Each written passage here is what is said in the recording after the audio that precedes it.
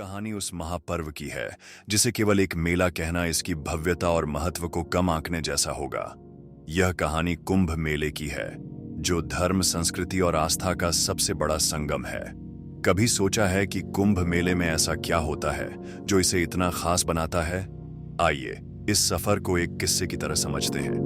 कुंभ मेला केवल एक आयोजन नहीं बल्कि एक अद्भुत आध्यात्मिक यात्रा है। यहाँ का सबसे प्रमुख आकर्षण है शाही स्नान। भोर होते ही संत महात्मा, अखाड़ों के नागा साधु और धार्मिक हस्तियां पवित्र नदियों में डुबकी लगाते हैं। यह स्नान केवल जल में उतरने का अनुभव नहीं बल्कि आत्मा को शुद्ध करने का प्रतीक है। हर दिन गंगा आरती की गूंज, हवन पूजन की महक और पिंडदान की परंपराएं इस मेले को दिव्यता से भर देती हैं। यह केवल एक त्योहार नहीं बल्कि जीवन को नए सिरे से समझने का अवसर है। कुंभ में अलग अलग राज्यों से लोग आते हैं। वे अपने लोकगीत, नृत्य और कलाओं का प्रदर्शन करते हैं। साधु संतों की कथाएं और भजन कीर्तन लोगों को मंत्रमुग्ध कर देते हैं। हर कोना, हर आवाज, हर दृश्य आध्यात्मिक ऊर्जा से भरपूर होता है। क्या आप जानते हैं कि यूनेस्को ने कुंभ मेले को intangible cultural heritage of humanity का दर्जा दिया है? यह केवल भारत के लिए नहीं बल्कि पूरी मानवता के लिए गर्व का विषय है। 2025 का महाकुंभ एक दुर्लभ खगोलीय घटना के कारण बेहद खास माना जा रहा है, जिसे 144 वर्षों बाद होने वाला अनोखा संयोग बताया जा रहा है। आइए इसकी खासियत को समझते हैं। कुंभ 4 प्रकार के होते हैं। कुंभ मेला हर 12 साल में देश के 4 स्थानों प्रयागराज, हरिद्वार, उज्जैन और नासिक में एक बार आयोजित होता है। अर्ध कुंभ हर 6 साल में केवल हरिद्वार और प्रयागराज में आयोजित होता है। पूर्ण कुंभ हर 12 साल में होता है। महाकुंभ जब 12 पूर्ण कुंभ पूरे हो जाते हैं तब 144 वर्षों में एक बार महाकुंभ का आयोजन होता है। 2025 का कुंभ मेला प्रयागराज में आयोजित हो रहा है और इसे महाकुंभ का दर्जा मिला है। यह विशेष है क्योंकि किसी भी व्यक्ति के जीवन काल में महाकुंभ में स्नान का अवसर सिर्फ एक बार मिलता है, जिससे यह आध्यात्मिक दृष्टि से अत्यंत महत्वपूर्ण बन जाता है। कुंभ मेला एक ऐसा पर्व जो आस्था, परंपरा और आत्मा की गहराइयों को जोड़ता है। यह महोत्सव 4 पवित्र स्थानों पर मनाया जाता है: प्रयागराज, हरिद्वार, नासिक और उज्जैन। हर स्थान की अपनी कहानी, अपनी पहचान और अपनी आध्यात्मिक महत्ता है। आइए इन स्थानों की यात्रा को एक कहानी के रूप में समझते हैं। सबसे पहले चलते हैं प्रयागराज, जिसे त्रिवेणी संगम के लिए जाना जाता है। प्रयागराज को तीर्थराज कहा जाता है। यह वह स्थान है जहां गंगा, यमुना और सरस्वती नदियां मिलती हैं। प्रयागराज में यह तब आयोजित होता है जब सूर्य और चंद्रमा मकर राशि यानी कैप्रिकॉर्न में और बृहस्पति वृषभ राशि यानी टॉरस में होते हैं। कहते हैं संगम में स्नान करने से पाप धुल जाते हैं और मोक्ष का द्वार खुलता है। 2019 में इसी प्रयागराज ने अर्धकुंभ का आयोजन किया था, जहां करोड़ों श्रद्धालुओं ने संगम में स्नान किया। अब चलते हैं हरिद्वार, जहां पवित्र गंगा नदी पहाड़ों से नीचे उतरती है। यह वह जगह है जहां गंगा की धारा मन और आत्मा को शांति का अनुभव कराती है। हरिद्वार न केवल गंगा स्नान के लिए प्रसिद्ध है बल्कि अपनी आध्यात्मिक ऊर्जा और शांति के लिए भी जाना जाता है। यहाँ कुंभ मेला तब मनाया जाता है जब बृहस्पति कुंभ राशि यानी एक्वेरियस में होता है और सूर्य मेष राशि यानी एरीज में। तीसरा पड़ाव है नासिक, जो गोदावरी नदी के किनारे स्थित है।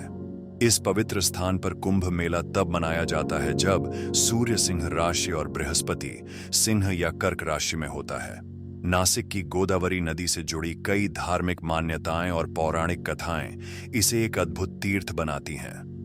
अंतिम स्थान है उज्जैन, जो शिप्रा नदी के किनारे बसा है। उज्जैन का कुंभ मेला तब आयोजित होता है जब सूर्य सिंह राशि और बृहस्पति ग्रह भी सिंह राशि में होता है। यहाँ शिप्रा नदी में स्नान करना आत्मा को शुद्ध करने और आंतरिक शांति प्राप्त करने का प्रतीक है। कुंभ का मतलब है कलश, एक ऐसा पात्र जिसमें अमृत भरा हुआ हो। इसकी कहानी का उल्लेख प्राचीन वेदों, श्रीमद् भागवत और स्कंद पुराण में मिलता है। कथा के अनुसार एक बार ऋषि दुर्वासा ने इंद्रदेव को फूलों की माला भेंट की, जिसे इंद्र ने अहंकार में हाथी ऐरावत की सूंड पर रख दिया। ऐरावत ने उस माला को पैरों तले कुचल दिया। दुर्वासा मुनि ने क्रोधित होकर इंद्र को श्राप दिया कि उनकी सारी संपत्ति और शक्ति छिन जाएगी, जिससे देवता कमजोर हो गए। इस बात का फायदा उठाकर असुरों ने स्वर्ग पर कब्जा कर लिया। देवताओं ने ब्रह्मा और फिर विष्णु से मदद मांगी। विष्णु जी ने सुझाव दिया कि समुद्र मंथन किया जाए। मंथन से अमृत प्राप्त होगा, जो देवताओं को अमर बना देगा। समुद्र मंथन से 14 रत्न निकले और आखिर में अमृत से भरा कुंभ देव धन्वंतरी के हाथों में प्रकट हुआ। जैसे ही धन्वंतरी अमृत कुंभ लेकर बाहर आए, असुरों की नजर उस पर पड़ गई। असुर चाहते थे कि अमृत उनके हाथ लगे ताकि वे अमर हो जाएं। असुरों के सेनापति स्वरभानु ने कुंभ को झपट लिया और आकाश मार्ग से उड़ चला। लेकिन देवताओं के सेनापति जयंत, सूर्य, चंद्र और गुरु बृहस्पति ने उसका पीछा किया। आकाश में कुंभ को लेकर ऐसी छीना झपट्टी हुई कि अमृत की बूंदें धरती के 4 स्थानों पर गिर गईं। ये स्थान थे हरिद्वार, प्रयागराज, उज्जैन और नासिक। तभी से ये स्थान पवित्र हो गए और इन नदियों के तट पर कुंभ मेले का आयोजन शुरू हुआ।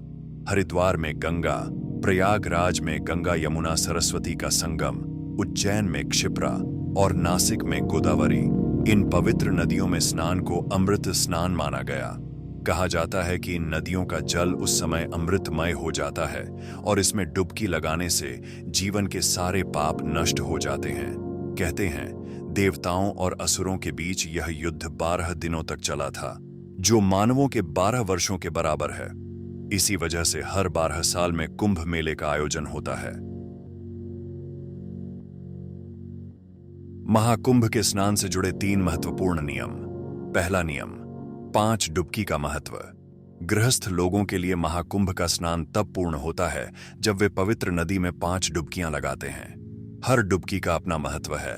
पहली आत्मशुद्धि के लिए, दूसरी पापों के प्रायश्चित के लिए, तीसरी शुभ कर्मों के लिए, चौथी मनोकामना पूर्ति के लिए और 5वीं मोक्ष की प्राप्ति के लिए।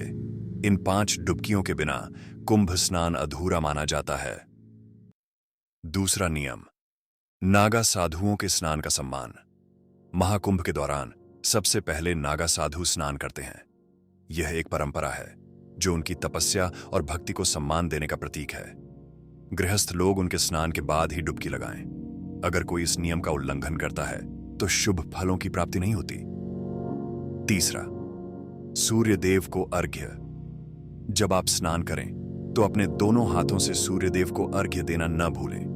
यह न केवल आपकी कुंडली में सूर्य की स्थिति को मजबूत करता है, बल्कि आपके जीवन में सकारात्मक ऊर्जा और समृद्धि भी लाता है। इन नियमों का पालन करने से न केवल आपको आध्यात्मिक लाभ मिलता है, बल्कि जीवन में सुख समृद्धि भी आती है। महाकुंभ का स्नान आत्मा को शुद्ध करता है और परमात्मा से जोड़ने का एक माध्यम बनता है। महाकुंभ के दौरान नागा साधुओं की उपस्थिति विशेष महत्व रखती है। वे भगवान शिव के गण माने जाते हैं और उनकी तपस्या, त्याग और साधना का प्रतीक होते हैं। महाकुंभ के दौरान उनकी शोभा यात्रा को भगवान शिव की बारात के रूप में देखा जाता है, जो शिव भक्ति और साधना की महिमा को दर्शाती है। महाकुंभ और भगवान शिव का संबंध पौराणिक कथाओं, धार्मिक परंपराओं और सांस्कृतिक आस्थाओं से गहरे रूप से जुड़ा हुआ है। यह आयोजन न केवल धार्मिक आस्था का प्रतीक है, बल्कि भगवान शिव के महान बलिदान और उनकी महिमा का सम्मान भी करता है। यह संबंध एक प्राचीन पौराणिक कथा से जुड़ा है। जब समुद्र मंथन हुआ था तो उस मंथन से अमृत के साथ साथ हलाहल नामक विष भी उत्पन्न हुआ। यह विष इतना घातक था कि यदि यह फैलता तो संपूर्ण सृष्टि का नाश हो जाता। भगवान शिव ने उस विष को अपने गले में धारण किया ताकि वह किसी और को नुकसान न पहुंचा सके। इस विष को अपने गले में धारण करने से उनकी गर्दन नीली हो गई और वे नीलकंठ के नाम से प्रसिद्ध हुए। उनका यह बलिदान और त्याग महाकुंभ के आयोजन से जुड़ा हुआ है, क्योंकि महाकुंभ में श्रद्धालु भगवान शिव की इस महान कृतज्ञता और बलिदान को याद करते हैं। इसके अलावा महाकुंभ में विश्वास किया जाता है कि शिव जी की कृपा से पवित्र जल में स्नान करने से जीवन के सभी कष्टों का नाश होता है और आत्मा को शांति प्राप्त होती है। यह स्नान केवल शारीरिक शुद्धि का नहीं, बल्कि एक आध्यात्मिक और मानसिक शांति का भी प्रतीक माना जाता है। कुंभ मेला केवल भारत का नहीं, बल्कि पूरी दुनिया का ऐसा आयोजन है जो आस्था, संस्कृति और मानवता को एक सूत्र में पिरोता है। यहाँ लोग अपने पाप धोने, आत्मा की शुद्धि और आध्यात्मिक सफर की शुरुआत करने आते हैं। तो इस बार क्या आप महाकुंभ 2025 का हिस्सा बनेंगे? यह सिर्फ एक मेला नहीं, बल्कि एक ऐसा अनुभव है जो जीवन भर याद रहेगा।